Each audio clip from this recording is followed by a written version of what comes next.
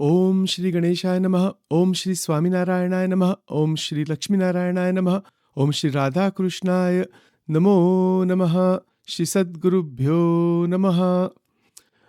Welcome to SwaminarayanSpirituality.com and all of the related podcast and YouTube channels. Today is the 31st of October, 2024. I want to offer my prostrations to all the great sages and to Bhagavan, who is residing in the heart of every being. We are continuing to examine the overall question of Maya in terms of the dhyan of the murti of Paramatma, in the continuing exploration and exposition on Garada Pratham number 1 Vachanamrut, where the question of Maya has been raised. It is a fascinating exploratory journey that we have taken, and it is a matter of unfolding the fact that spiritual path is experience, anubhav. Everything is a matter of anubhav. So today, I want to examine a connection here with William James.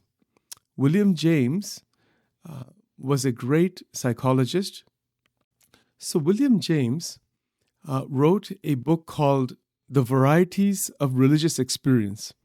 And he's a very great pioneer in the field of psychology, where we can see that there are interesting parallels in understanding spirituality, especially with regards to the struggle against Maya and the transformative power of religious experience. See, ultimately in life, we are looking for experience. Experience is everything. Without experience, there isn't anything. So religious experience, as per Shriji Maharaj, is with regards to the absorption in the Ishta Devata, in the total absorption, connection, surrender with the Lord, with one's Ishta. That can be whoever that might be, Bhagwan Ram, Bhagwan Krishna, Shriji Maharaj himself, or any of the forms of Devi, etc. That is up to you, who is your Ishta and what form attracts you the most.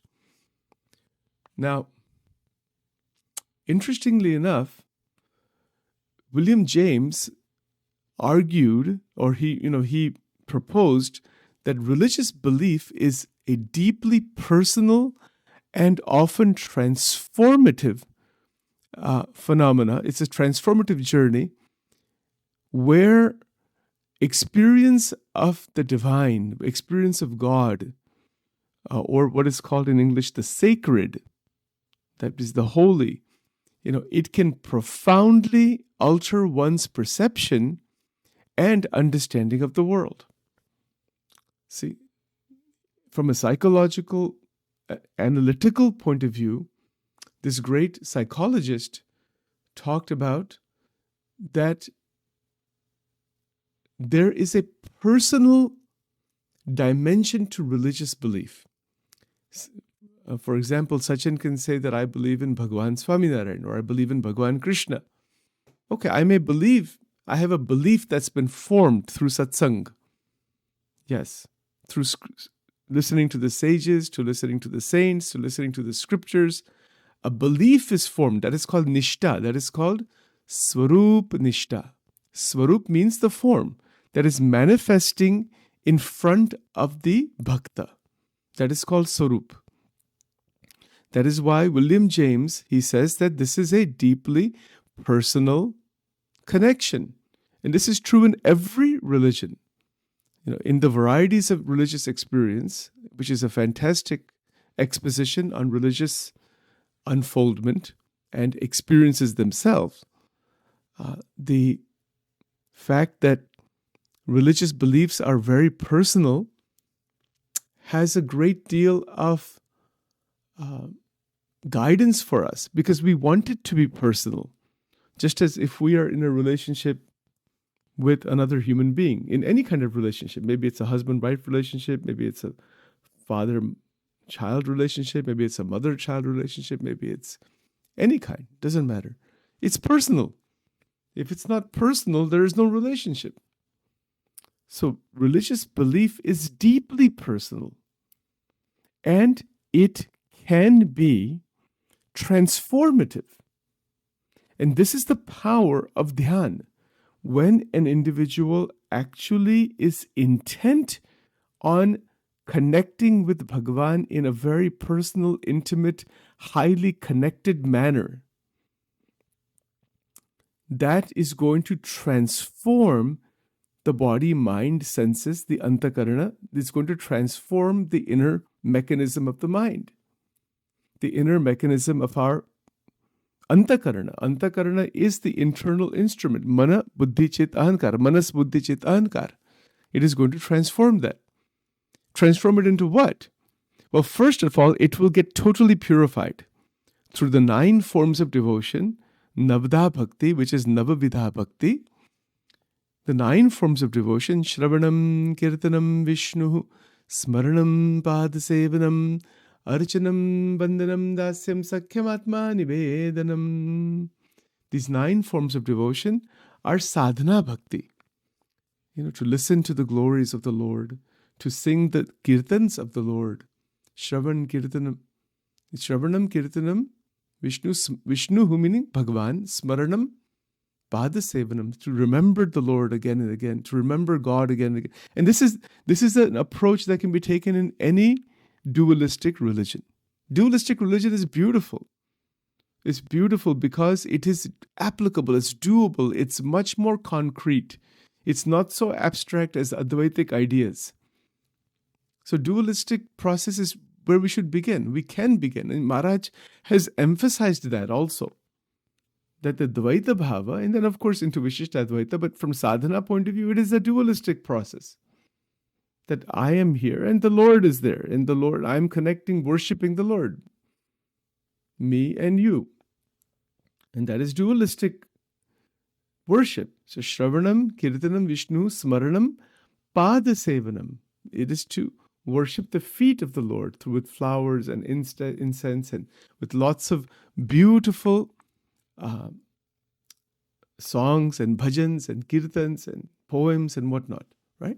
So there's many modalities of worship. These are 9 that are shown. And in fact, if you were to look at the entire range of religious practices worldwide, they are within the framework of these 9 forms of devotion. I don't think that any kind of practice done anywhere is anything outside these 9 forms. All right, so it's 9. These 9 forms are there: Shravanam, Kirtanam, Vishnu, Smaranam, Padasevanam, Archanam. The Archana, the worship of the Vigraha, the Murti of God. That is Archanam. And to put flowers and dresses and so many ways to dress the Murti and to worship Paramatma that way. Archanam, Vandanam, to bow down again and again. You say it's not easy to bow down. We think that we're just bowing down. People don't bow down to anybody. They don't want to bow down to anybody. See, that's why in Sanatana Dharma, when we meet another person, we say Namaskar and we fold our hands. We say Jai Swaminarayan, Jai Shri Krishna, Jai Shri Ram, Jai Mahadev, Jai Mahashakti, whatever appellation, but we acknowledge the presence of God. We say Om Namah Shivaya. Why do we say this with our folded hands when we greet another person? We say Namaskara or Namaskaram or Namaste in Hindi, let's say. Why is that? It's an acknowledgement of the divine in the other person.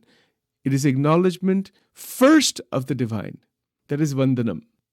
Right? So it begins with the Murti of Paramatma.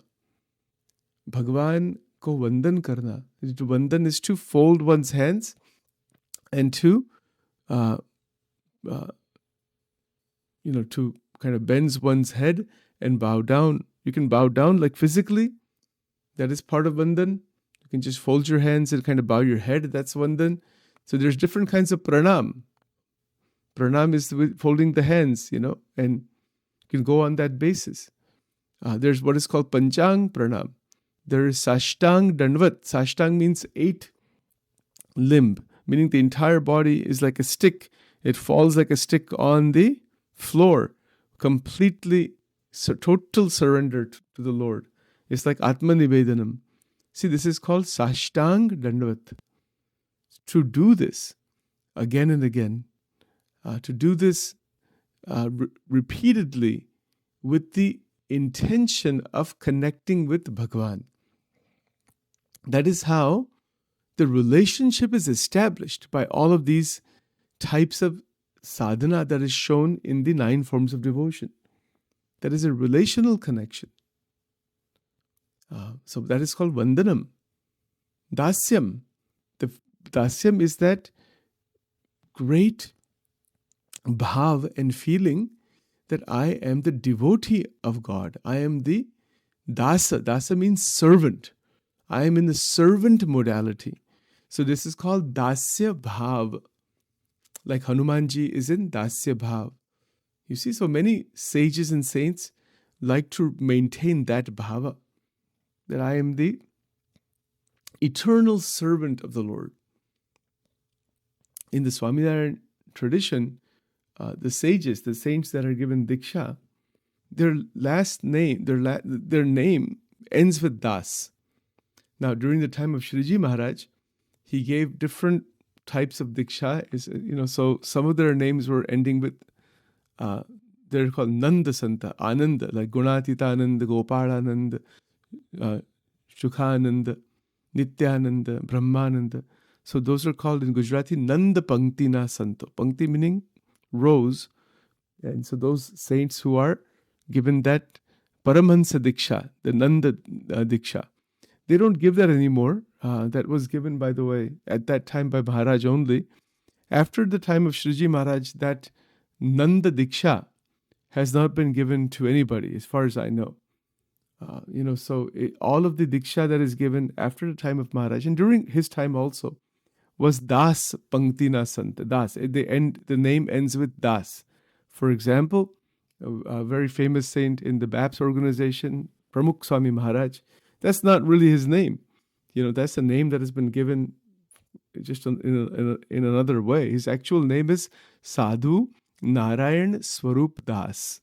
Right? That is his name. You see, so Narayan Swarup, meaning that Bhagwan jo Narayan hai, unka jo Swarup hai, wo Swarup ke Das hai wo. That is the meaning. So all of the saints currently in this entire sampradaya, all 32 branches of the sampradaya, or major streams within the sampradaya, all have sages that all end with the appellation of the dasa. That they are not given the Nanda appellation. And there's some reason behind that, but the main reason is that we are a servant, eternal servant of Bhagwan. That is what that is the meaning behind that. Every sadhu is given the name Das. And what does this mean for us? We can consider ourselves as Das, Dasatva Bhakti. Very powerful. And see, this type of bhavana, of a servitude attitude, is also what William James is talking about in his Varieties of Religious Experience, that people have that. And when people have that kind of thing, that is transformative, because it highlights how the anubhav of divyata, experiences of the divine and the sacred, they are going to profoundly transform one's perception. Perception of what? Of the world itself. The world is now seen in a completely new light. When one becomes a true bhakta and devotee of Paramatma, what happens? One becomes a sevak. Then every action, this is our goal, every action becomes karma yoga and it becomes seva. And that's it. There is no ahankar behind any action. And in doing so, wastage of time, energy, money, etc. stops. Because when a person does not perform action through one's vasanas and one's ahankar and one's one's own running after the sense pleasures, but is performing every action as seva, as through the asattva bhakti, the individual is going to wind up saving time, energy, money, Shakti in general. Shakti gets conserved. That conservation of energy is transformative. It changes one's perception and it allows for a great amount of growth. It prevents problems in life later on. One of the biggest issues people have is that they don't plan ahead financially, let's say, for their children, for their family, for this, and then they wind up getting into trouble later on or cutting all kinds of corners because they haven't planned ahead of time. They're acting impulsively and all that. All those kinds of psychological deficiencies can stop from the very root level due to the power of religious belief in Bhagavan, in God, where the attempt to connect with God is held on consistently, and in doing so, all other kinds of deficiencies naturally dissipate. I hope that makes sense. So in this Vachanamrut, Garuda Pratham 1, Maharaj is of course talking about a struggle against Maya. There's no question there is a struggle. When we try to actually sit for dhyan, there's all kinds of struggle. Dhyan doesn't just happen like that. That's why these 9 forms of devotion are a matter of practice. It is a matter of sadhana. One has to do sadhana. But, as we mentioned before, it's a matter of reaching a state where one is not doing sadhana. Sadhana or that connection is just happening from within. It is not the doing anymore. Right? So that's our goal. But no doubt there is a struggle. In the very beginning stages, there's considerable struggle. And that is a central challenge. It is definitely a central challenge for a devotee. Because Maya, the word Maya in general is known as the word illusion. What is not there. That's more from an Advaita Vedanta standpoint. And many times I do speak of it that way simply because most of the individuals who are familiar with the concept of Maya have understood it as an illusion. That's why we're going to start with that. There is a much more nuanced philosophical or tattvic understanding based on Vishishta Advaita, and then Sriji Maharaj's perspective, which is a further expansion on Maya, but that we will get to later on. Right now, to understand it as an illusion is all right. It is a good place to begin. But Sriji Maharaj is talking more about it in terms of a distraction. Simply calling it an illusion, it may not mean very much practically for us. That's why he doesn't really call it an illusion. The Shankaracharya ji calls it an illusion, adhyasa, or superimposition. I don't think Maharaj is rejecting that, but I don't want to go into that discussion right now. We'll do a whole series on that later on as we continue Vachanamrut further. What is the distinction between illusion, delusion, adhyas, and Ramanuja's perspective and Vachanamrut perspective? That will be coming up in the Tattvik section, particularly when we cover Garuda Pratham 7. All right, but before we get to all that, let's look at things from this particular Vachanamrut itself, where Maharaj is talking about distractions. The internal distractions are so many, that when we sit for dhyan, it's not easy to do. We try to sit for meditation and our mind, it gets, God knows what happens to it, right? So many distractions and obstacles, and it goes in 1,000 directions. But that's all right. That's the challenge. That's the central challenge faced by a devotee. And that is how we can recognize Maya, which is, of course, obscuring our true nature and the Anubhava Paramatma. So to overcome Maya, it's not that we can overcome it. We need to put our attempt to connect with Paramatma, and the more we connect with Bhagavan, by krupa, by grace, the Maya is naturally going to subside. It will subside naturally. We try to overcome Maya, it will overcome us. No sadhana ever is there to overcome Maya. In Swaminarayan Satsang, it is explained very logically, very beautifully that Maya cannot be overcome by any sadhana. Sadhan sarve shushuptima leen thai jai.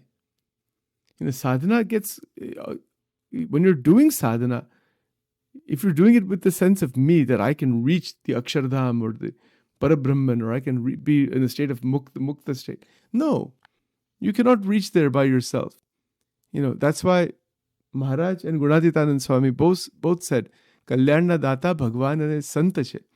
The giver of mukti is there. That is God. That's why Bhagwan Krishna said the same thing. What did he say? That you come to me and the Maya will be taken care of. You don't have to worry about that. You cannot do anything about that because that is a divine power. That is my power. Daivi Esha Gunamai. Mama Maya, my Maya. Duratya is causing you all kinds of bondage. Mam evaye prapadyante Maya metam tarantite. You come to me, but that coming to me is what? That is dhyan. In terms of what we're talking about here, that is dhyan. That is the sitting for dhyan. And this allows for one to evolve beautifully from within, one to open from within spiritual truth. Satyam, that which is real, begins to open itself. You see, that as opposed to that which is temporary, that which is binding, that which is causing obstructions, those things are separated out. That is viveka. So one of the ways to recognize the viveka process within is the separation of that which is not related to Paramatma and that which is in connection with Bhagavan. This type of a separation is continuously talked about in Vachanamrut. It's a separation because we want to connect with Bhagavan, fine. You want to connect with the Lord, fine, beautiful. But then we have to disconnect from somewhere else. Disconnect in the sense that not to get enraptured by, overwhelmed by, stuck by this entire phenomena, this entire realm of obstructions that prevent individual transformation. We're looking to transform from one state to another, from the jiva state to the brahmic state, from the baddha state to the mukta state, baddha meaning bound, bound to the mukta, mukta meaning liberated state. We're looking for inner growth that reshapes our perception. You see, we're looking for experiences of the divine, or asking God to come to us that have an ineffable quality, meaning that they're very difficult to describe in words. When a person has spiritual experiences, they are having an ineffable quality. They cannot easily be described. Nonetheless, they hold profound power to change one's life, to change one's priorities and sense of purpose. So the experiences of devotion from the heart, as it expands, as devotion expands, which then leads to dhyan. Dhyan is just another further enhancement of devotion. Our priority changes, that my maximum time needs to be spent in connecting with Bhagavan while doing my duties in life, doing everything that needs to be done, and taking all of my duties and putting it in the murti of God, offering it to God and saying that the actions themselves are only another form of Bhagavan. That is how the life's priorities are changed. In my own life, I have had to go through this type of change. It has happened in the last several years to have this type of transformation. And that is the biggest blessing, that something like this can happen. And Sachin here speaks from Anubhav. Sachin can say that, yes, this is my Anubhav. This is true. What is written here is 100% true. Because that is a possibility. And that in my own life, it is there like this. Now it is there. It has been there for a while. That is the biggest blessing, that there is no activity done for my personal gain, that me versus this versus that versus somebody. It is all done for seva. That is the hope, and hopefully it will continue that way. We don't want to deflect from that at all.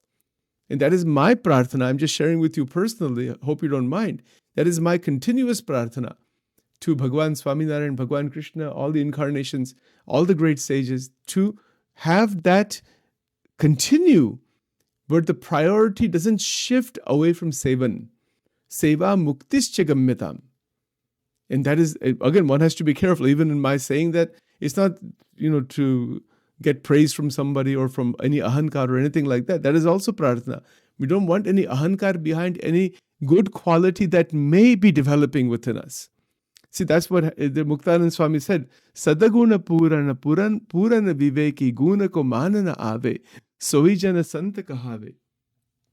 So it's a beautiful, very, very beautiful set. It's a poem. It's a 4-line poem, which I'm going to present here for you. And this is written by Sadguru Muktanand Swami, who is actually very senior saint, 30 years older than Shriji Maharaj. Here's the beautiful poem. Santa jana soi sada mohe bhave. Okay, so the actual poem is like this. Santa jana soi sada mohe bhave. Deha indriyu aru mana adika ke sangame nahi lapatave. काम क्रोध अरु लोभ मोह वश होयन मन ललचावे. मेरो ही ध्यान रटन मुख मेरो, सो तजी अन्न न जावे. शर अक्षर अरु अक्षर पर की, सब ही समझ उरलावे. सब गुण पूरन परम विवेकी, गुण को मानन आवे. पिंड ब्रह्मांड से पर निज आत्मा, जान के मम गुण गावे. मुक्तानंद कहे you he Mohan, Soi jana santa kahave. Now, this 4-line poem has the essence of millions of scriptures, of all the darshanas. The entire Sanatan Dharma is in these 4 lines. The entire Vachanamrut is in these 4 lines. All Bhagavad Gita is in these 4 lines. Everything is in these 4 lines. So I'm going to go through it very carefully in the subsequent recordings. I just want to mention this very briefly here, that the point of this particular poem is that we, as those who are connecting with Paramatma, those who are trying to connect with God, that Bhagwan, it looks at us and is pleased with us. Santa jana soi sada mohe bhave. That means Bhagwan himself says, such an enlightened sage, a full sage, the highest level sage, is one who is extremely dear to me, is my own Atma, in fact, is me in another form. This is the idea here. It is a very powerful teaching there, and this has everything to do with this extraordinary transformative journey in Dhyan, because Dhyan is where the Bhakta is linked. There is that unbroken link, and that is our goal, right? So we'll continue on this much further in the subsequent recordings. Some other topics are to be covered also before we eventually move into the third question. But we'll spend probably the rest of this year still probing into this question of Dhyan. And then in 2005, we will begin the exposition on the divine body. The Brahmamaya Sharir, the question that Muktanand Swami himself has asked to Maharaj, what happens to a bhakta after leaving this physical body? That entire metaphysical question will be covered in much, much greater detail, that we may spend good 6 months on that next year. We'll see. I don't know. Bhagwan ki ichha. With that, thank you so much. Shri Swaminarayanaya Namo Namah.